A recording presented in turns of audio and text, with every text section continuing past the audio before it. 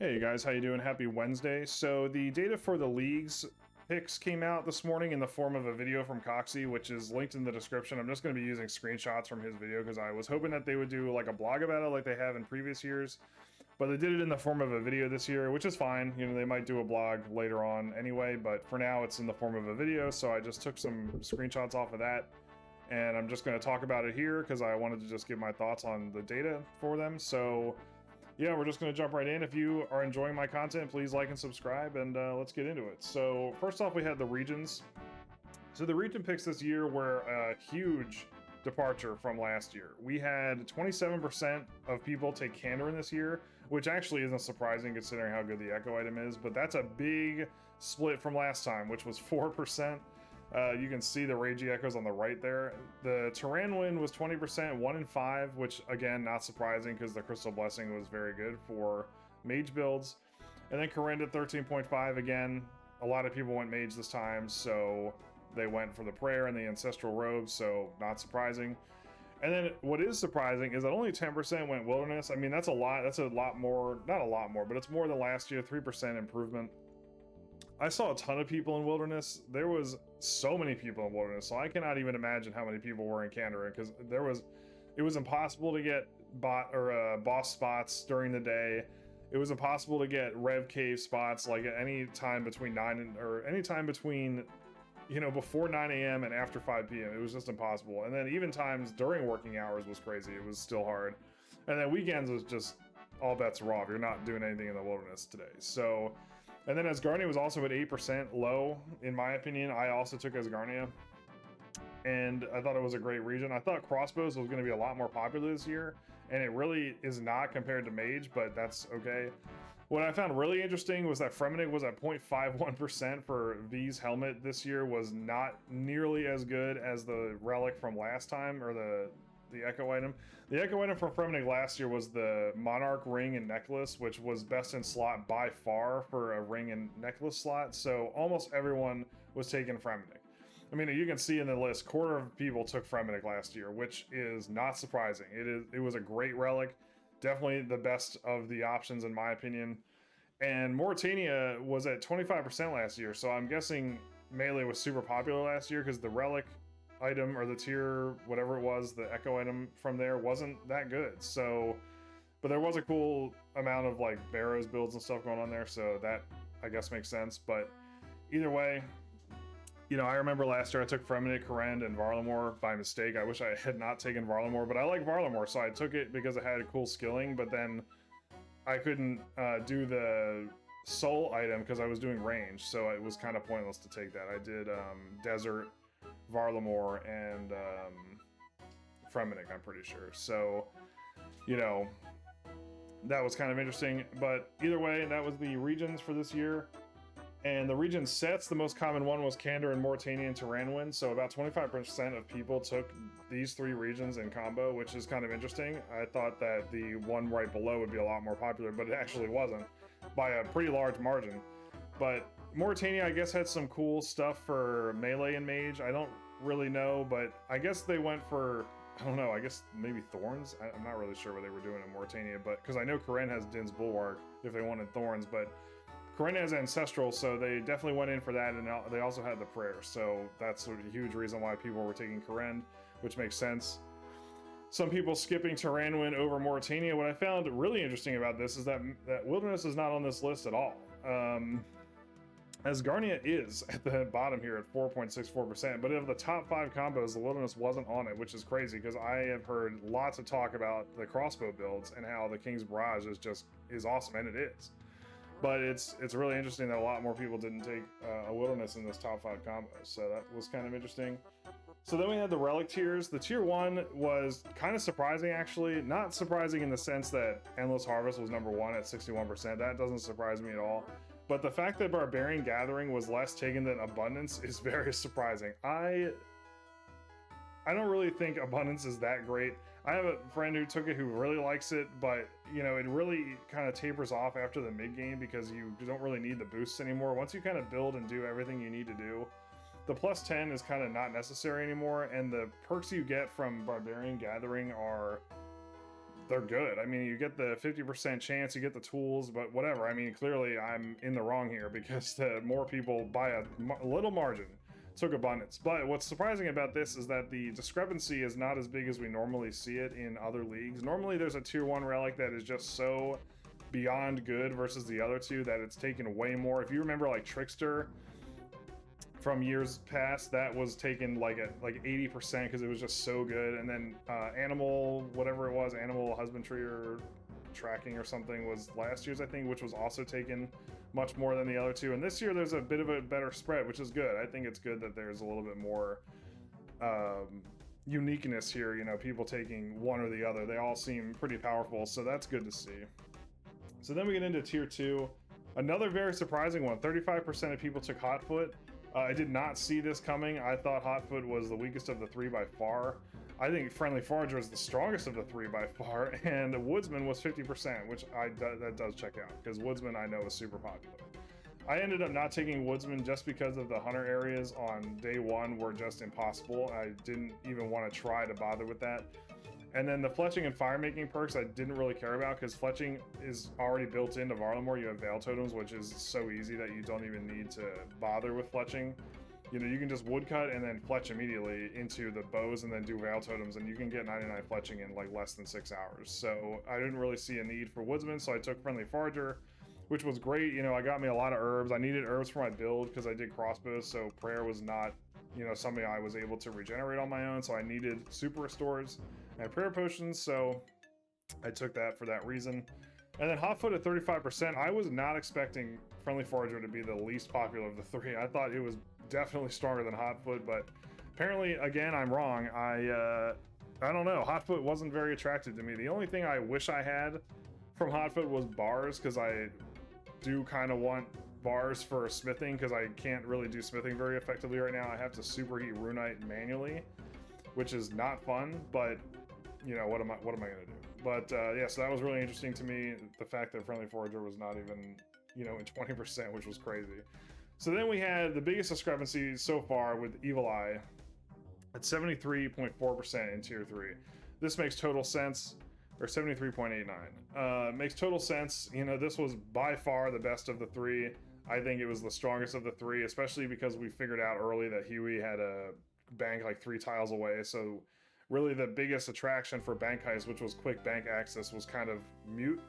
We were able to just get there from Huey, so the Bank Heist one was kind of useless. And Map of Alacrity, I've seen a few people take, but not many. Like I said, it's only 15%. It's not super popular.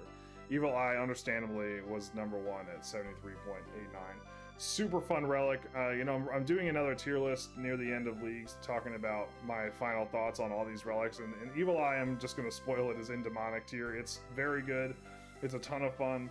You know, it gives you so much access to a lot of points, because there's so many points in PVM as usual. So, you know, you can just bounce around all these different bosses you want to do, and it's super easy to just get back and forth. So, really nice there.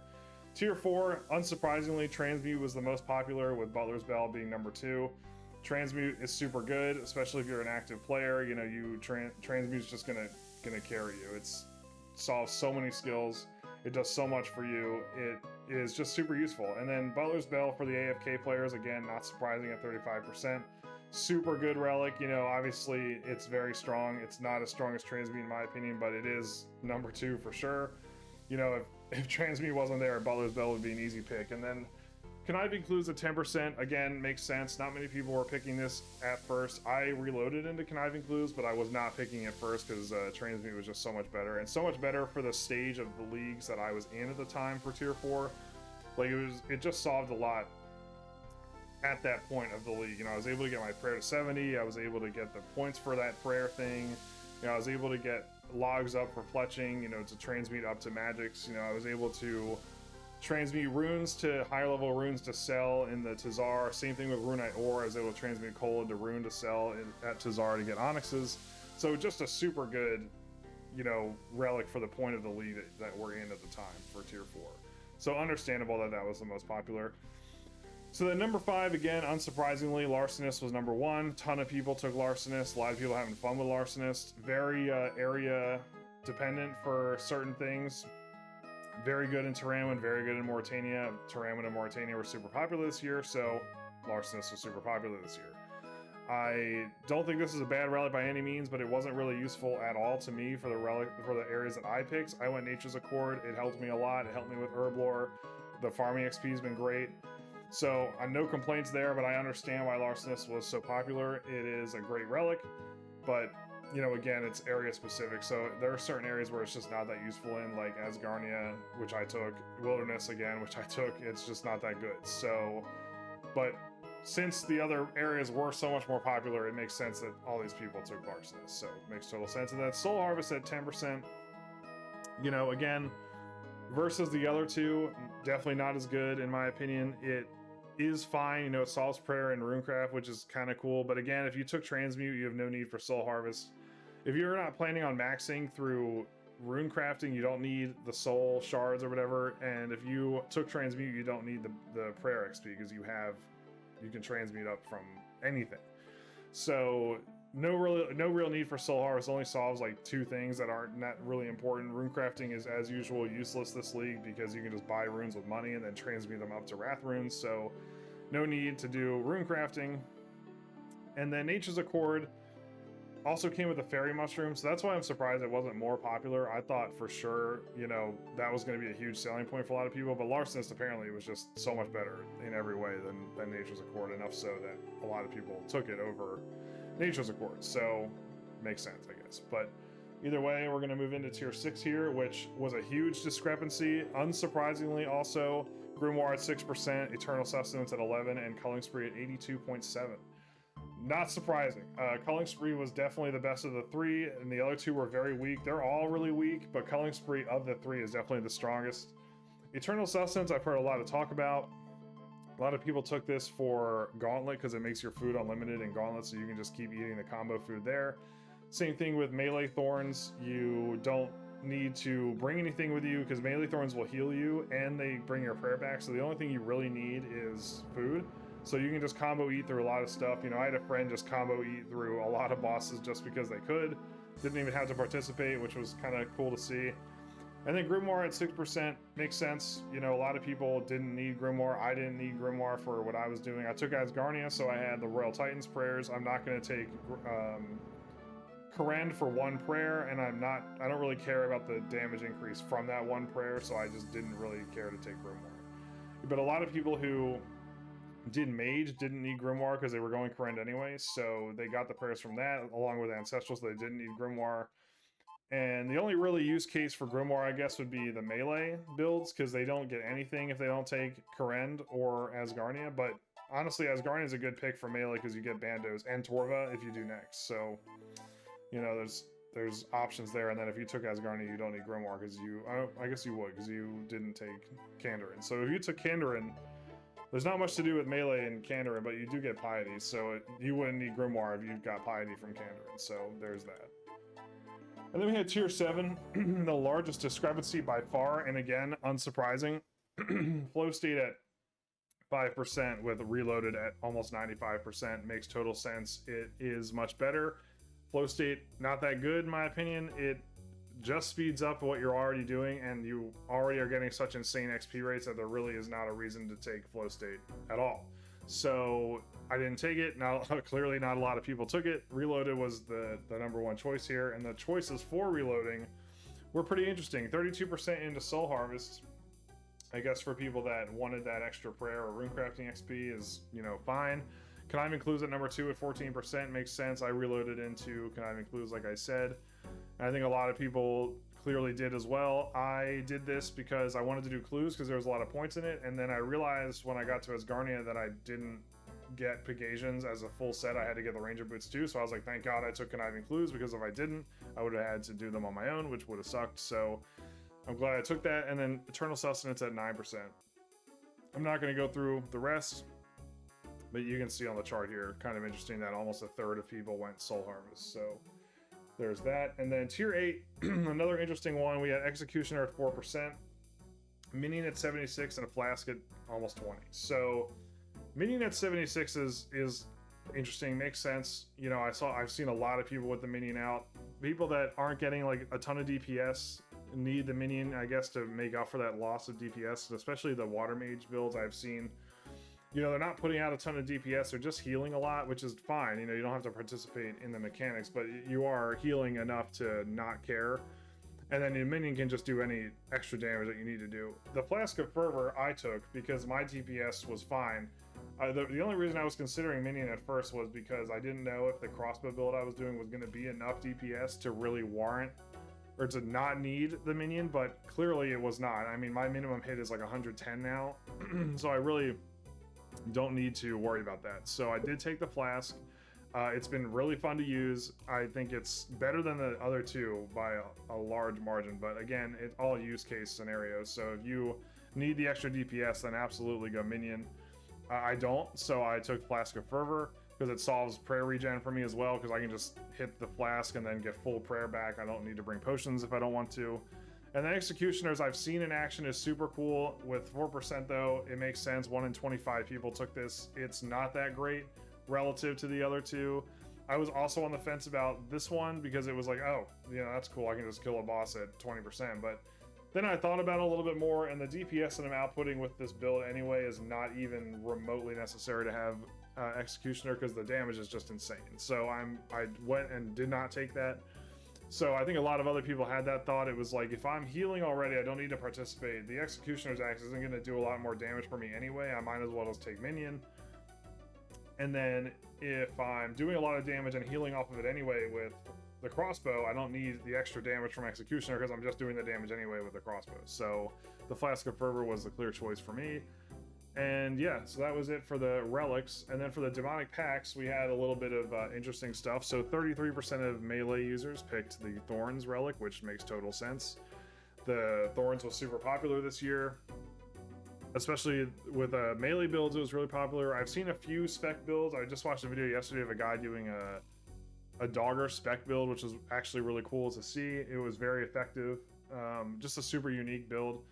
But yeah, the 33% was obviously very popular this year. Melee on its own, I don't think was very, very popular this year. I think more people went magic for sure.